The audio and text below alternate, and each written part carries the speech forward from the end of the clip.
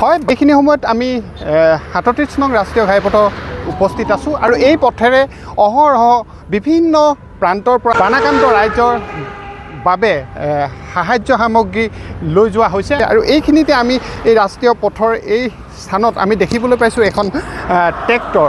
সেই ট্ৰেক্টৰখনত তুলি অনা হৈছে ঘাঁহ আৰু এই ঘাঁহখিনি তুলি অনা হৈছে বানাক্ৰান্ত অঞ্চলসমূহত যি পশুধনৰ আচলতে বিলৈ বিপত্তি খাদ্যৰ অভাৱত লেবেজান হৈ পৰিছে। সেইসমূহ পশুধনৰ কাৰণে এই খাদ্য সামগ্ৰীখিনি অৰ্থাৎ ঘাঁহখিনি লৈ অনা হৈছে আৰু এই ঘাঁহখিনি অনা হৈছে ডিমৌৰ এখন শিক্ষানুষ্ঠান, নাম হৈছে স্বৰ্ণ বিদ্যাপীঠ।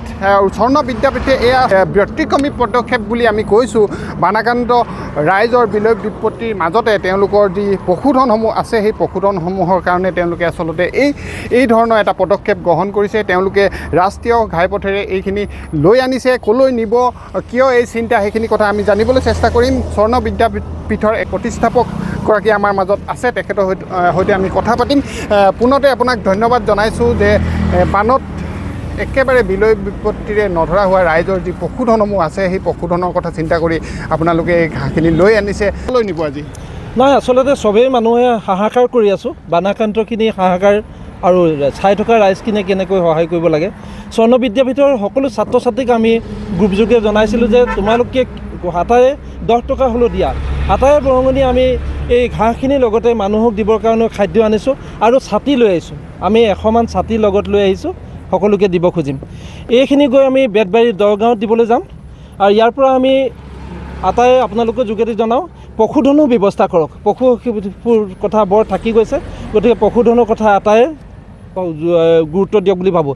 আপোনালোকৰ মাধ্যমৰ যোগেদি আমি চৰকাৰ পক্ষক আকৌ এবাৰ অনুৰোধ কৰিম যে যিখন চৰকাৰে কিবা এটা ৰাজহুৱা অনুষ্ঠান পাতিবলৈ হ'লে খৰধৰকৈ 3-4 দিনত এটা পেণ্ডেল তৰি দিব পাৰে, সেই চৰকাৰী পক্ষসকল আপোনালোকে এই বানাক্ৰান্তসকলক এনে অৱস্থাত কেইবা ঠাইতো পেণ্ডেল তৰি, বিশেষকৈ যিসকল কেঁচুৱা আছে, কেঁচুৱা আৰু মাতৃসকলক উইথ এচিৰ সৈতে দীঘলীয়াকৈ কেইবাটাও শিবিৰ কৰি দিয়কচোন। মাতৃ আৰু কেঁচুৱাসকলক অন্ততঃ তাত ৰাখিব পৰা হওক আৰু যিসকল ঊৰ্ধ্ব ব্যক্তি তেওঁলোকে ৰেল লাইনৰ কাষত শুই আছে তেওঁলোককো যদি এটা শিবিৰত থাকিবলৈ দিলেহেঁতেন, যেনেকৈ ক'ভিড সময়ত কৰিছিলে, এইদৰে কৰি দিয়া হ'লে আমি নথৈ আনন্দিত হ'লোহেঁতেন, বৰ ডাঙৰ উপকাৰ হ'লহেঁতেন। আৰু এটা কথা দেখিছোঁ, যিসকলৰ বানাক্ৰান্তৰ পিছত ঘৰত এককাললৈকে বোকা হৈ আছে আৰু সেই দুৰ্ভিক্ষ মানুহসকলে নিজ হাতেৰে কোৰে বোকা উলিয়াবলগীয়া হৈছে।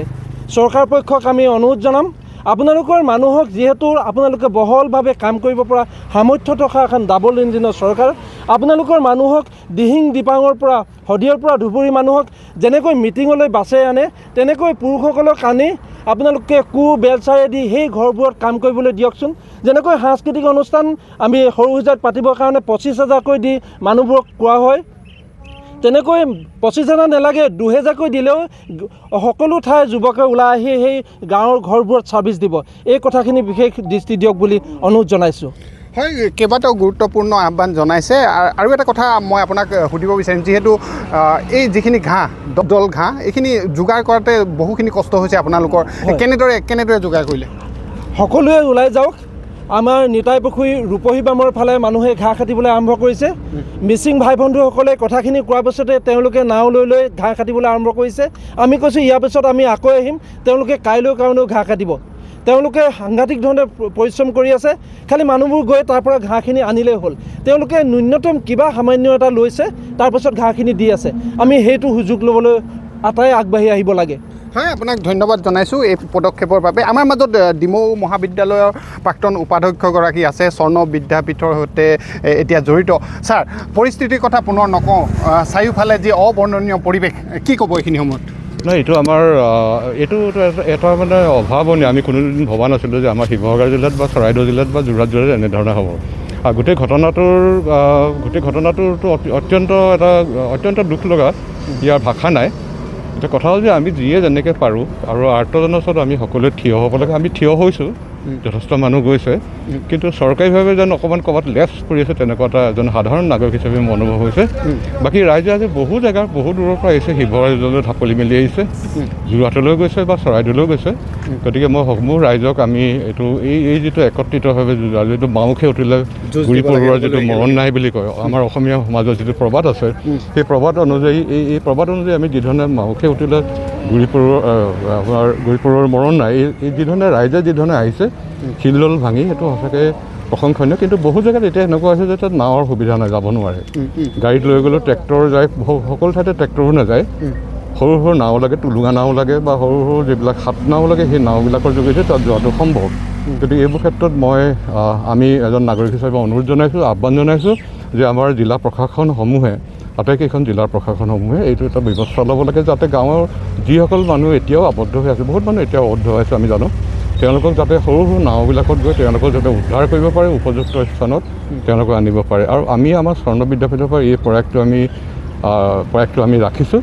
আমি অকল ধৰি লওক পশুধন বুলিয়েই নহয়, আমি ৰাইজৰ কাৰণেও কিবা এটা আমি তেওঁলোকৰ কাৰণে অন্নৰ এমুঠি আমি যোগাৰ কৰি আনিছোঁ। তেওঁলোকক সেইখিনি তেওঁলোকক সেইখিনি প্ৰদান কৰিম। ধন্যবাদ।